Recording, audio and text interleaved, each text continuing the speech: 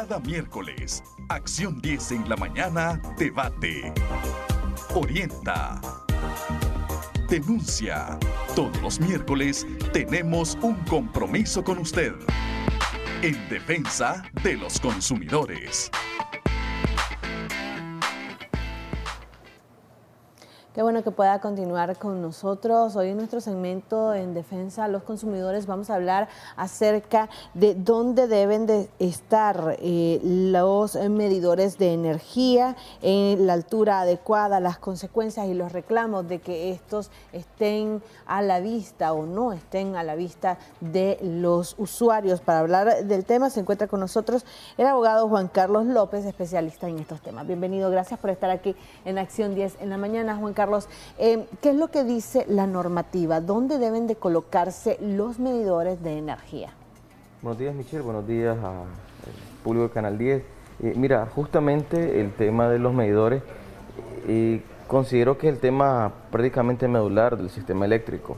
Primero porque es el único reflejo o la única prueba o herramienta donde la cual la empresa te factura el costo de energía eléctrica, más allá de la cantidad en Córdoba que vas a pagar. Eso quiere decir que de ahí se deslinda, uno, en los casos de que hay inclusive alteración al consumo, está la lectura del medidor. Segundo, es posiblemente la única prueba fehaciente que puede tener la empresa distribuidora en los casos que hay fraude. Eso en resumen quiere decir que el medidor es la herramienta básica donde podés leer, valga la redundancia, el nivel de consumo. Lo que no lee el medidor puede estar relacionado a fraude, te comentaba. Y segundo, puede estar relacionado a que haya algún tipo de desproporción o alteración o inclusive de balance en el voltaje en un hogar, en un negocio. Diciéndote esto, las normas que rigen, y hablo de la norma en general, existe la ley 272, la ley 272 es la ley de industria eléctrica, y esa se rige por una cantidad de normas anexas, pues por ejemplo el Código de Instalaciones Eléctricas, la normativa de servicio eléctrico que lo vamos a comentar a continuación, y una cantidad de rubros que establece el marco legal, las reformas que han venido suscitando. Ok, vos planteabas, el medidor, ¿a qué altura debería estar el equipo de medición? Y de ahí se linda el tema prácticamente medular de los reclamos de los usuarios. El medidor debe estar a 2.5 metros de altura. Estás hablando de que es proclive o es válido o acertado decir que a 2.5 metros de altura un usuario puede leer su equipo de medición. Y no solo el usuario, lo tiene que leer la empresa distribuidora y lo tiene que leer el ente regulador. O sea, el medidor debe estar a 2.5 metros de altura. No estar a 2.5 metros de altura, obviamente eso tiene que ver con una corrección que debería de hacerse por parte de la empresa. Hay situaciones, y en la capital es donde más lo hemos visto, que hay medidores que fueron ubicados en los postes de energía, pero en la altura, o sea, y he visto cómo algunos de los que realizan la lectura de los medidores utilizan inclusive binoculares para poder leer esto. ¿Quién debería de corregirlo y cuál es el procedimiento que se debe hacer para, una vez sabiendo o conociendo dónde realmente debe estar el medidor, se haga la corrección? El medidor, como planteaba, debe estar a 2.5 metros de altura.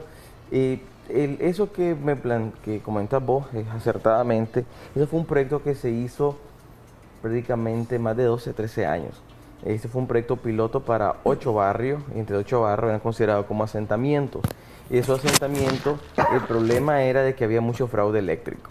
Entonces, ese fraude eléctrico que había en aquel momento, la única manera donde podían corregir el mal comportamiento del uso inadecuado de energía eléctrica era mediante poner los medidores en bastidores conocidos. Pues.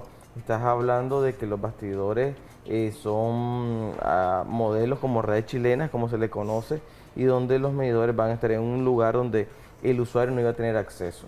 Uno de los barrios iniciales creo eran los barrios aledaños, justamente al mercado oriental, y otro con el objetivo de poder establecer que no hubiera fraude eléctrico.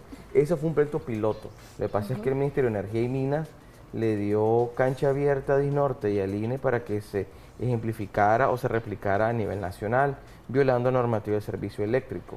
Insisto, la normativa de servicio eléctrico es el marco legal más plausible que se rige entre los usuarios y la empresa distribuidora. como ha sucedido eso, los usuarios ya lo ven normal, pues que tu medidor esté en altura, que el medidor esté en un lugar no adecuado, porque lo que establece la normativa de servicio eléctrico, y me voy a permitir solamente leer uno de los artículos, justamente está en el artículo 5.1. Permíteme un segundo. Vamos a responder también, Juan Carlos, a una llamada telefónica de un televidente. Por favor, le recordamos que nos escuchen a través de su teléfono, no a través del monitor, para que podamos tener una comunicación mucho más fluida. Muy buenos días. ¿Cuál es su consulta? Hola, buenos días.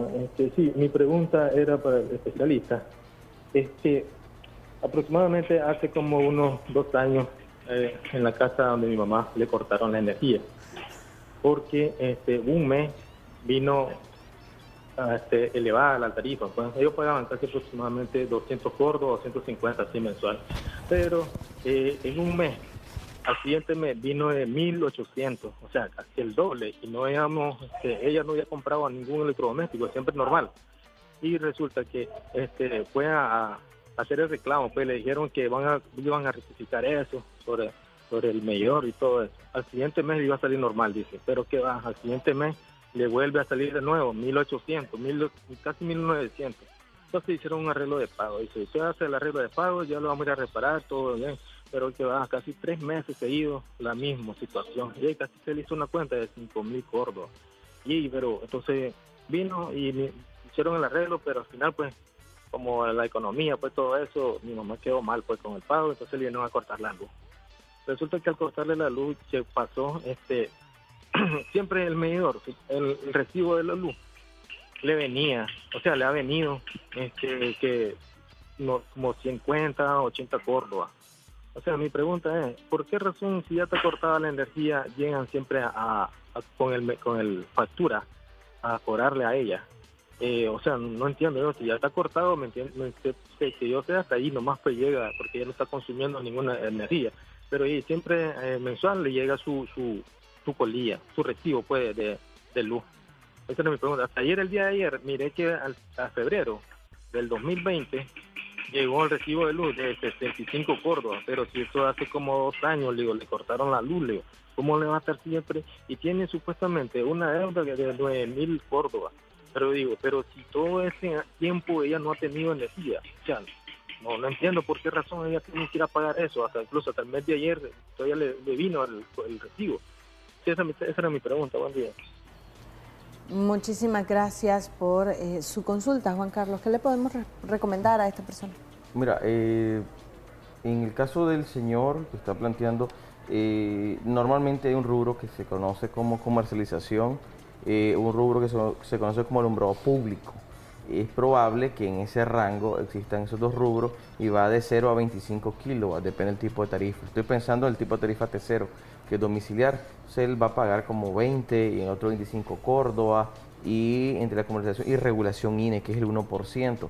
Obviamente en ese 1% no hay consumo, entonces no hay monto de la regulación INE. Pero en esos rubros, alumbrado público y de comercialización, le explico, es el rubro que te cobra por llegarte a dar tu factura, para que el INE y DIGNOR te lleguen a dar tus resoluciones por escrito. Esta es la justificación del cobro exactamente promedio, posterior al corte de luz. Ahora, cuando una persona tiene en reclamo algún tipo de factura o ha llegado a un arreglo de pago, ¿es correcto que la empresa distribuidora realice un corte de energía o realice un corte de servicio?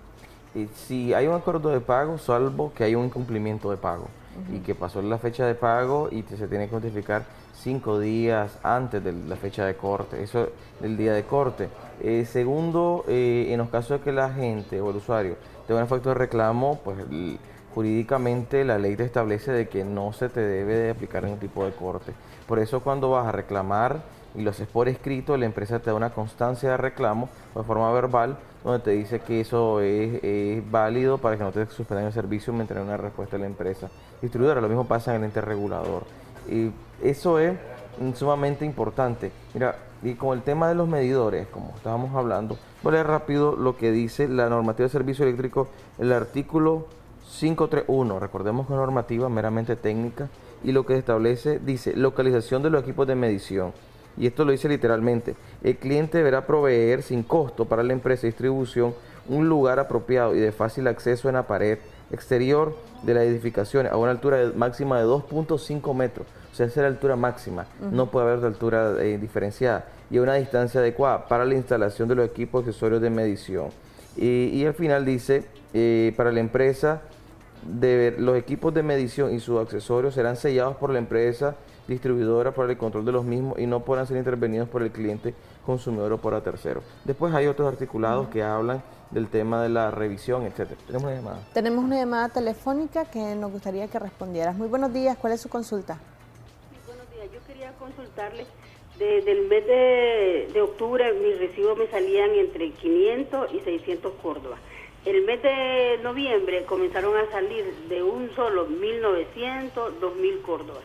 Los he estado metiendo en reclamo, pero y han venido a inspeccionar, he hecho todo lo que me han dicho, cambié las luminarias por las LED, no se manejo más apagado todo, o sea, ya no tengo, he vendido algunos aparatos, porque ellos dijeron que porque los televisores son viejos, de cajones, ya eso consumía más. No plancho, no tengo microondas, no tengo lavadora, no tengo aire acondicionado, y siempre sigue saliendo lo mismo. Ok, muchísimas gracias. Sí, como el caso de ella, es probable de que muchos de los usuarios sientan lo mismo. Mira, en el caso de ella plantea de que tenía que consumir 500 kilowatts y llegó, no, 500 córdobas y llegó a 1900. De hecho, el aumento es el doble o casi el triple, y eso tiene que ver primeramente si primero perdió el subsidio, si anteriormente tenía subsidio lo perdió, no lo sé, es probable que sí, de hecho, o sea, haciendo los números reales, así a grosso modo, perdió el subsidio. ¿Por qué perdió el subsidio? Es la pregunta. Eso tendría que determinarlo, porque me dice que he hecho cambios de luminaria, es probable que tenga algún tipo de desperfecto, es probable, y me atrevo también a decir de que la empresa no pasa leyendo el equipo de medición, o no lo hace, o no sé si la hay una mala lectura. hay una mala lectura. Recordemos que los jóvenes o los muchachos, yo no sé si son profesionales realmente, y no necesariamente por tener un título académico, sino por el desarrollo técnico del ejercicio de sus funciones. Estás hablando de que Disnorte contrata a estos señores de empresas, pues, subcontratadas, y lo que hacen ellos es llegar, le dan unos binoculares y le dan una cantidad de níceis increíble, y yo estoy casi seguro que en muchos de los casos, por no decir todos, no leen adecuadamente el medidor. Y si pasa como vos decís, son una serie de apartamentos, hay 7 medidores o 5 medidores en un cajón, cuidado, y por ahí, ni siquiera a veces el usuario, como no tenemos la costumbre de leer el medidor, por ahí no lo lee. Y si le suma eso, no lo lee tampoco de manera adecuada el lector, o se confunde el número de medidor y eso. Estoy suponiendo de que eso son realidades que pueden acontecer en la vida cotidiana. Y de ahí los usuarios, te digo, realmente deben de estar ojo al Cristo. Vamos a responder también a otra llamada telefónica. Muy buenos días, ¿cuál es su consulta? ¿Aló? Mi consulta es el muchacho que por qué... ¿Aló? Sí, lo escuchamos, adelante. ¿Por qué cuando el servicio está cortado los lectores le aumentan a la lectura? Si está cortado, los lectores le aumentan la lectura, dice él. Bueno, si gusta le respondo inmediatamente. Eso no debería de ser. Si el medidor, y aquí voy a responder también la pregunta anterior, voy a hacer un poquito del esquema.